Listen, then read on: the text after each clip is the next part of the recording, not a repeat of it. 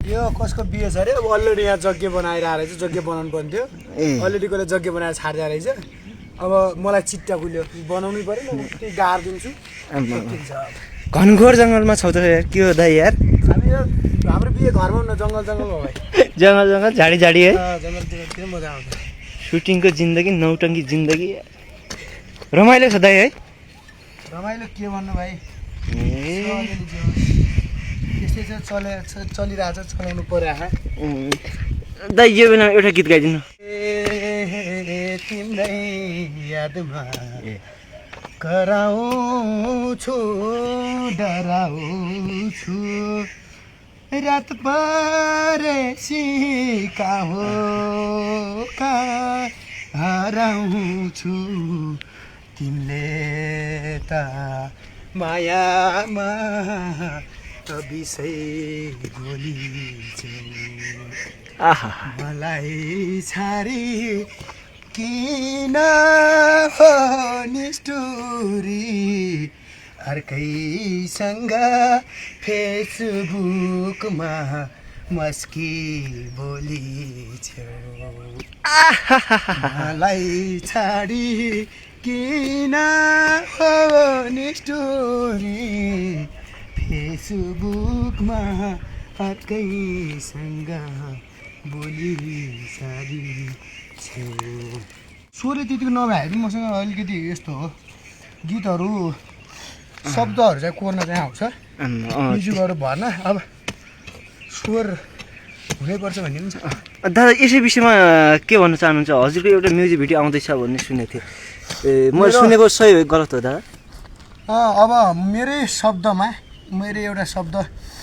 मैले मेरै शब्द लेखनमा अब एउटा आउँदैछ छिट्टै बजारमा ल्याउँदैछु हजुर सबैजनाले माया गरिदिनु हुनेछ भन्ने आश छ मेरो त पहिलो सिर्जना पनि हो यो पहिलो हो दादा एउटा सेन्टिमेन्टल माया सम्बन्धी छ लभ सम्बन्धी छ हजुर दादा त्यो सबैजनाले मन पराइदिनु होला एकदमै आश छ मेरो पहिलो मायालाई हजुर म माया नै भन्छु कि किनकि त्यो गीतहरूमा त्यस्तै छ होइन हजुर दादा अब म त्यसलाई माया नै भन्छु मेरो पहिलो मायालाई चाहिँ सबैजनाले मन पराइदिनु हुनेछ अनि दादा त्यो गीत कोर्न कति समय लाग्यो दादा हजुरले त्यो गीत कोर्न हजुर गीत कोर्न शब्दहरू कोर्न चाहिँ टाइम खासै लाग्दैन मैले अलिकति चाहिँ त्यस्तै भावमा हजुर बस्दै गर्दाखेरि मलाई 4-5 महिना जति लाग्यो जस्तो कि नै मैले स्टार्टिङ गर्ला हो म लेख्न बस्यो भने म शब्द 1-1.5 घन्टामै कोरिदिन्छु कोर्न चाहिँ होइन तर त्यो गीतमा अलिकति त्यस्तै मैले मिहिनेत गर्नुपर्ने थियो हजुर मिहिनेत गर्न चाहिँ सबैमा पर्छ तर त्यसमा अलिकति चाहिँ त्यस्तै टाइपको थियो म कन्टिन्यू बसेन म एकहोरो भएर कहिले कहिले सोचेर एउटा टुक्का लेख्नलाई म धेरै टाइम लगाउँथेँ क्या त्यसलाई मिलाएर होइन हरेक कुरा होइन गीतमा धेरै सोच्नुपर्छ होला हरेक चिज शब्दहरू टुक्का म लेख्छु भनेर लेखेँ भने म त्यतिकै कपीमा कोर्दै बसिरहेको हुन्थेँ जब टुक्का भेटिन्छ फुर्सदको समयमा होइन दादा हजुरको समयमा ए अनि पछिल्लो समय सिरियलमा पनि व्यस्तै हुनुहुन्छ दादा हजुर व्यस्त एकदम व्यस्त नै छ भनौँ व्यस्तै हुनुहुन्छ हरेक कुरोमा आज चाहिँ एउटा बिहेको सिन रहेछ त्यही भएर यसो अग्रज कलाकारहरूलाई हजुर अग्रज व्यक्तित्वहरूलाई सघाइदिनुपर्छ होइन दादा अग्रजलाई सम्मान गर्नुपर्छ आदर सम्मान उनीहरूलाई माया गर्नुपर्छ हामी सबै गरिखान आएको हो सबैले मिलेर बुझ्नुपर्छ हजुर मेरो सिद्धान्त हो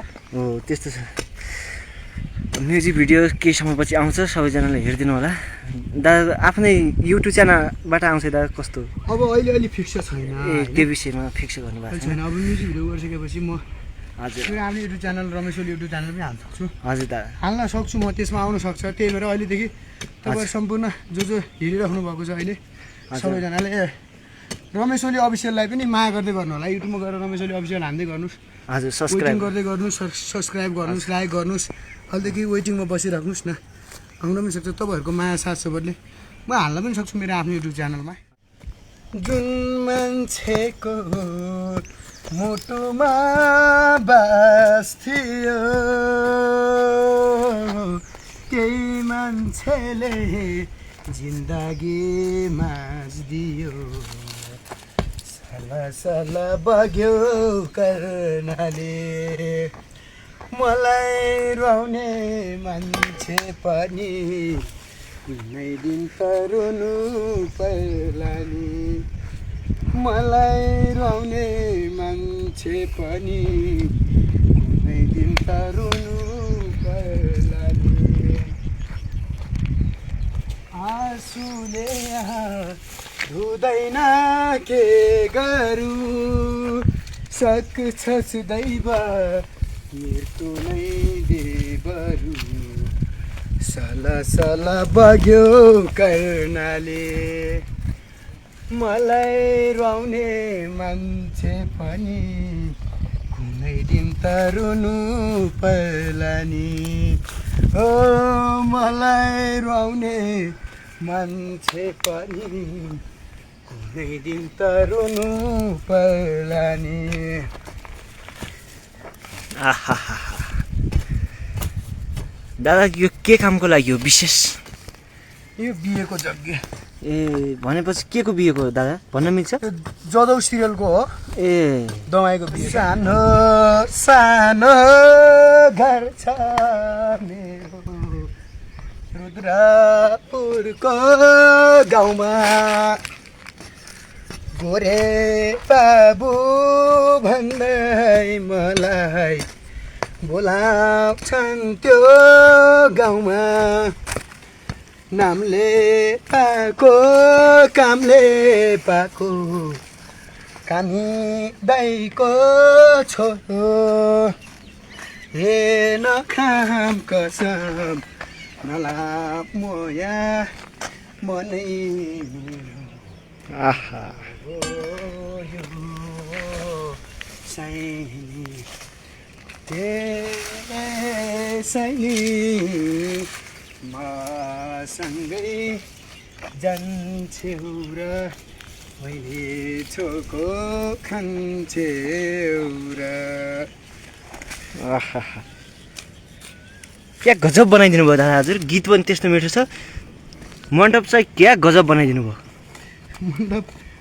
भन्छ होइन तपाईँ यस्तो बिहेमा मण्डप बनाउन नम्बर 1 मान्छे हो कि हो दादा के हो अब अरूको मण्डपहरू धेरै बनायो अब आफ्नो मण्डप कहिले कहिले बनाउने थाहा छैन त्यो- कसैले बनाइदिने हो कि नै अरूको बनाउँदै हिँडिरहेको छ म त हेर्दै हेरेको भयो त सर अब मण्डपहरू सर यो ठ्याक्क अहिले कुन लोकेसनमा बनाउँदै हुनुहुन्छ ठ्याक्क यो कुन ठाउँ हो सर यो काठमाडौँको हजुर सर यो नागार्जुन नगरपालिका होइन अँ। नागार्जुन होइन नागार्जुन नागार्जुन नगरपालिका उरानिमसँग 6-7 गति हो अँ। मिरबासको सुटिङ हुने ठाउँ पनि हो यो ए मिरबास यतै हुन्छ सर है सुटिङ पनि यही हुन्छ ए मिरबासको सुटिङ हुने ठाउँ पनि हो यो सर यहाँ के सुटिङ हुन्छ विशेष गरेर यो हसनटार भन्ने ठाउँ हो यो मेरीबासीदेखि लिएर गाह्रो छ भाबीको लेखान त हाम्रो होइन हजुर अनि गजब छ बाज यो जदौ भइहाल्यो ए। कयौँको धेरै हुन्छ यहाँ ए म त यसो एकछिन हेर्न मात्र आएको थिएँ थाहै भयो ठिक छ। ए ल सरसँग भेट भयो एकदम खुसी लाग्यो सर मलाई मारिएर जालमा पारी गई निष्ठुरीकै यादले सतायो क्यानो हेर एक्लै छारी गई निष्ठुरीको यादले सतायो क्यानो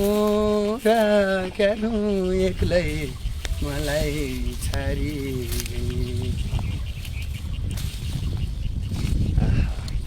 पुगेन नि त यहाँ त अब राम राम राम गाह्रो हाँस्नु यार कतै छ त यहाँ गाह्रो भयो दादा यार छोटो पऱ्यो त तर हामी अब यसलाई यस्तो गर्न सक्छौँ क्या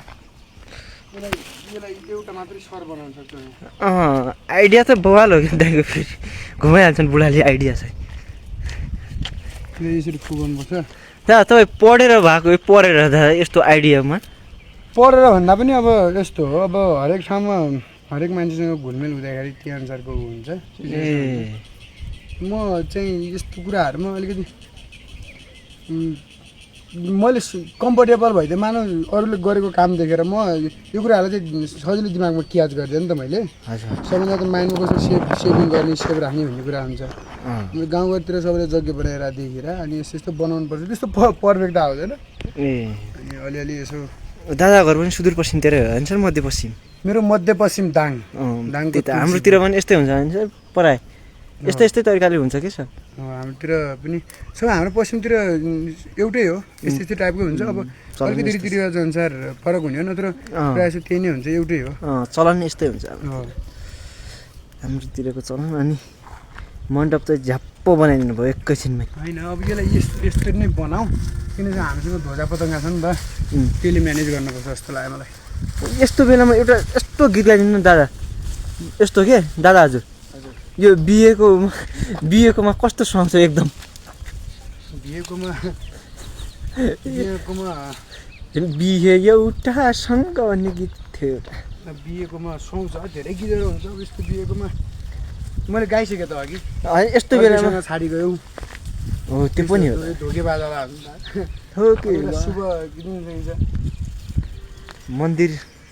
मन्दिर भगवानलाई साँची राखेर यहाँ बिहे हुनेवाला छ। मागेको थिएँ देउतालाई साँची राखेको थिएँ, छुट्नु रहेछ तिम्रो नाम लिएर छुटिदिनु, मलाई कतै देखे लुकिदिनु। यो भाग्यमा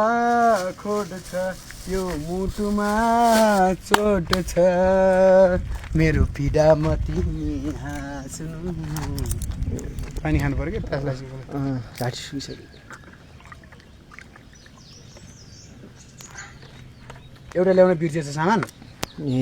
ध्वजा पजङ्गा ल्याउनु जानुपर्ने भयो। त्यो अलिकति झिलिमिली बन्नु पऱ्यो नि त, त्यस्तो छ।